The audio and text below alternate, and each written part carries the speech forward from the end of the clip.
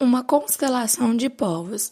Segundo alguns especialistas, no século XVI, esses nativos dividiam-se em mais de 1000 povos, com crenças, hábitos, costumes e formas de organização específicas.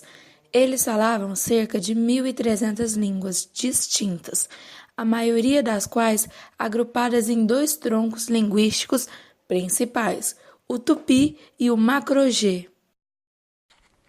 Bom, entre os principais povos tupis encontravam-se os Guarani, os Tupinambá, os Tabajaras, os Carijó e os Tamoió. Eles ocupavam praticamente toda a atual costa brasileira, desde o Ceará até o Rio Grande do Sul. Já os povos do tronco linguístico Macro-Gé encontravam-se predominantemente nos cerrados, como ocorria com os Bororó e os Carajá, por exemplo. Os tupis costumavam chamar todas essas populações de apoias, palavra genética e de sentido pejorativo, usada para designar os povos que falavam línguas diferentes das deles. Apesar de contarem com muitos hábitos e costumes em comuns, os povos tupis tinham particularidades que os diferenciavam uns dos outros. Os povos tupis viviam em pequenas aldeias que, até onde se sabe, seguiam um modelo comum de organização, que era de 4 a 7 malocas distribuídas em um grande círculo. Na parte central do círculo, formado pelas malocas, havia um terreiro conhecido como Ocara. Era um espaço principal da aldeia, pois nele aconteciam cerimônias religiosas, as festas e os rituais. O líder da aldeia tupi era chamado de Morubixaba. Ele não impunha ordens ou determinações ao grupo.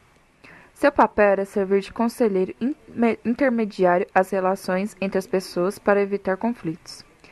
Quando havia questões importantes a serem resolvidas, como declarar guerra a uma aldeia vizinha, formava-se um conselho composto dos chefes das grandes famílias, cujas decisões eram adotadas coletivamente.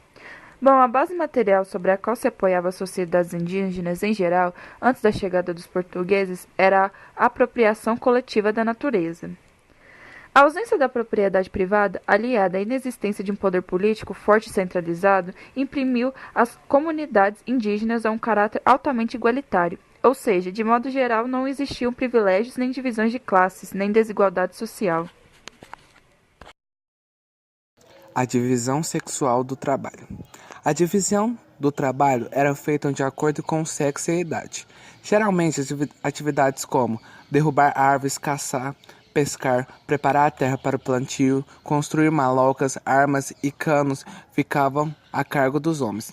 Além de cozinhar, as mulheres cuidavam das crianças, da colheita de frutos, da plantação, da colheita e da fabricação de utensílios domésticos. Os bens assim produzidos pertenciam a toda a comunidade e não a pessoa apenas. Como a metalúrgica era desconhecida, as armas e os objetos eram feitos de pedras, osso, madeira ou barro. Os grupos que viviam junto aos rios ou no litoral tinham na pesca um dos seus principais meios de subsistência. Aqueles instalados no meio da floresta praticavam mais a caça. Alguns povos das planícies dedicavam-se também à agricultura, plantando milho, mandioca, abóbora, inhame e batata doce. A mandioca, um dos alimentos mais importantes, tornou-se comestível graças ao fato de os indígenas terem descoberto como extrair o seu veneno, que era utilizada na ponta das flechas para torná-las ainda mais mortais. A mandioca era transformada em farinha seca, tapioca, beiju e outras iguarias. Quando o sol esgotava, o grupo que ocupava a região abandonava sua aldeia e se estabelecia em outro lugar. De forma geral, as sociedades indígenas desconheciam a ideia de Estado e de propriedade privada. Cada comunidade era autossuficiente, produzindo ou obtendo diretamente da natureza tudo aquilo de que necessitava. Não havia comércio, moeda ou escrita. Entretanto, muitas aldeias estabeleciam alianças com aldeias vizinhas por meio de casamentos ou acordos informais. Mas nem sempre imperavam relações amistosas entre as aldeias. Não eram raras as guerras entre elas. Uma das consequências desses conflitos era a captura de inimigos e a realização de rituais antropofágicos, nos quais os prisioneiros eram devorados por seus captores. A antropofagia tinha sempre um significado ritual para os indígenas, mas havia algumas diferenças de conotação de grupo para grupo. Os tupi, por exemplo, comiam seus inimigos como forma de homenageá-los, pois acreditavam que ao fazê-lo assimilavam sua força e valentia. Já para os diversos povos indígenas que viviam no interior, ingerir carne de um familiar morto por causas naturais transferia para aqueles que a consumiam suas virtudes e qualidades.